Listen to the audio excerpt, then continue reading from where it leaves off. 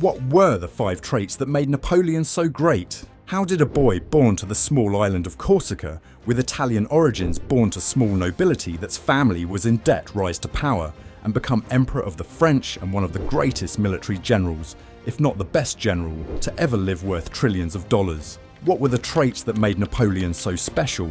And where did these traits come from? How did he use these traits to become so powerful? In this video, you will find out the top 5 traits that made Napoleon Napoleon, and even some of his darker traits that caused the deaths of hundreds of thousands of men. Trait number 5, hyper-ambition. To achieve something, it certainly helps if you know what you want to achieve, and young Napoleon had no doubt. Without his extreme ambition, Napoleon would have never achieved anything significant. Even at a young age, he took inspiration from some of his idols such as Alexander the Great, Julius Caesar, Hannibal, and Eugene of Savoy, which he encouraged his men to learn about. He mentioned them in his book he wrote in exile on St. Helena called Mémorial de Sainte Hélène.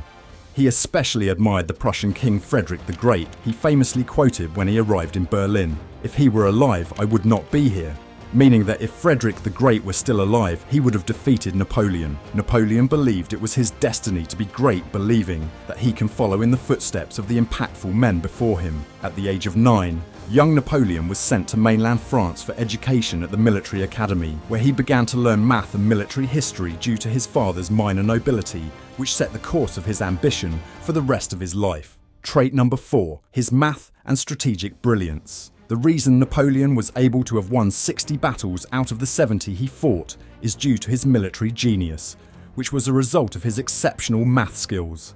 In school, he was great at algebra and geometry since he was studying to become a part of the artillery, where he needed to be able to calculate the trajectories of where the cannonballs would land by understanding the angles, the impact of wind speed, and where to position the cannons. It was crucial for him to be great at math, which he was.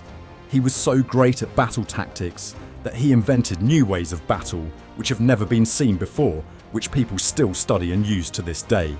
For example, at the Battle of Austerlitz in 1805, which is in the modern-day Czech Republic, it was a cold day at 7 in the morning on December 2nd. 2 armies with around 75,000 men each faced each other.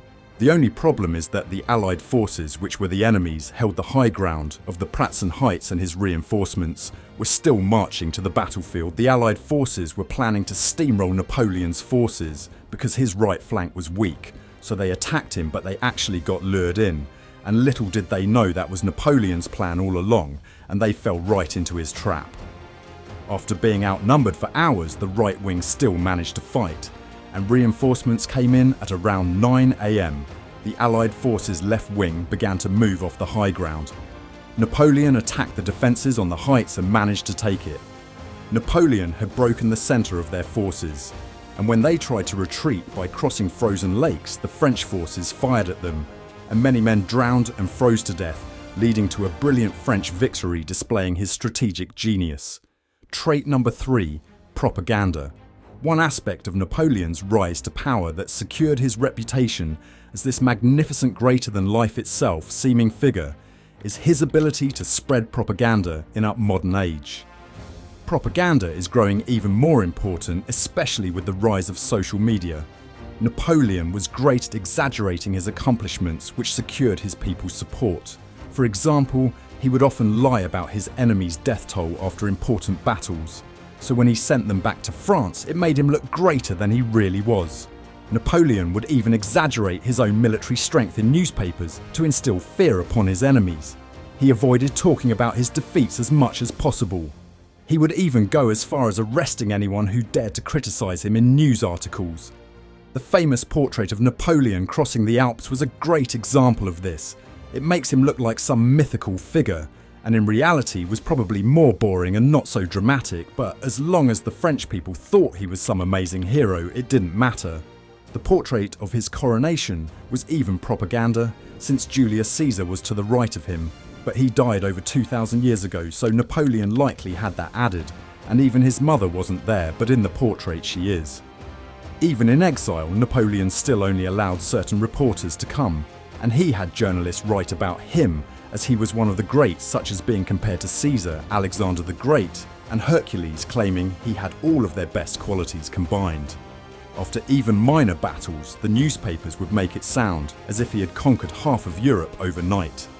In Egypt, he had tried to convince the Egyptians that he was the son of the sun and had a divine mission from God to liberate them. He said, "People of Egypt, you will be told that I have come to destroy your religion. Do not believe it. I have come to restore your rights."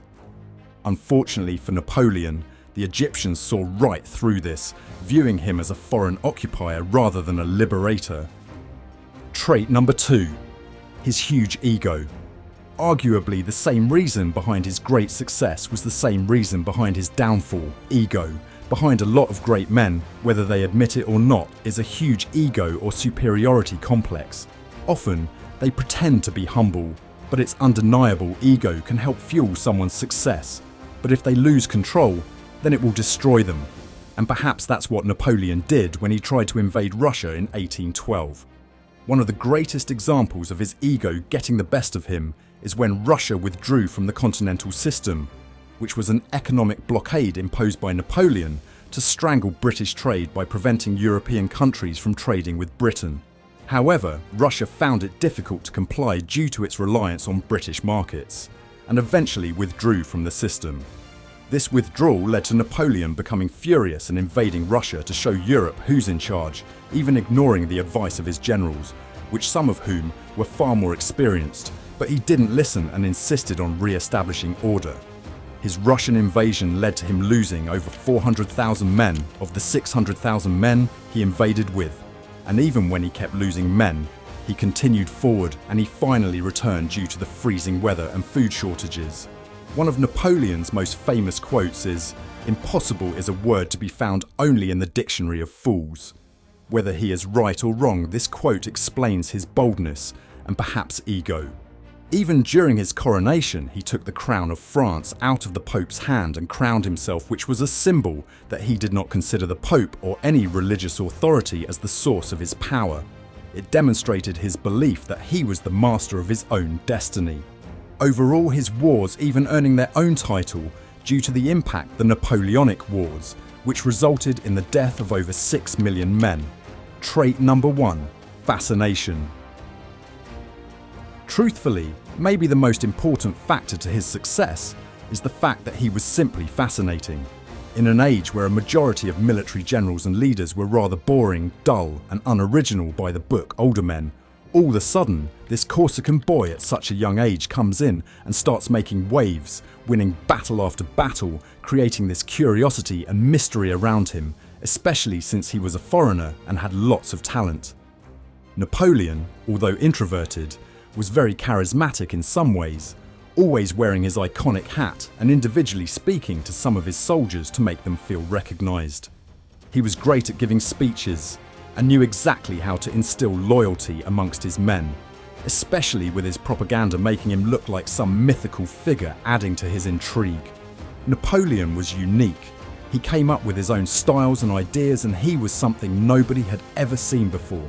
Imagine being a ruler in Europe and out of nowhere this young general suddenly appears and becomes first consul in only 6 years, and 5 years after that becomes emperor of the French and rules almost half of Europe, such as France, Italy, Spain, the Netherlands, Belgium, Luxembourg, Switzerland, Germany, and even more, and finally gets defeated only when almost all of Europe unites to stop one man known as the Seventh Coalition.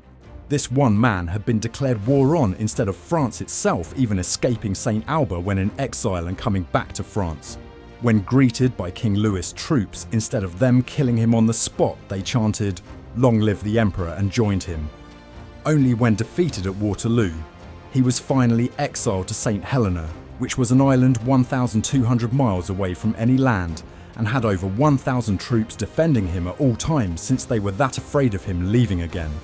Whether you believe he was a good or bad person, it's undeniable he was very fascinating.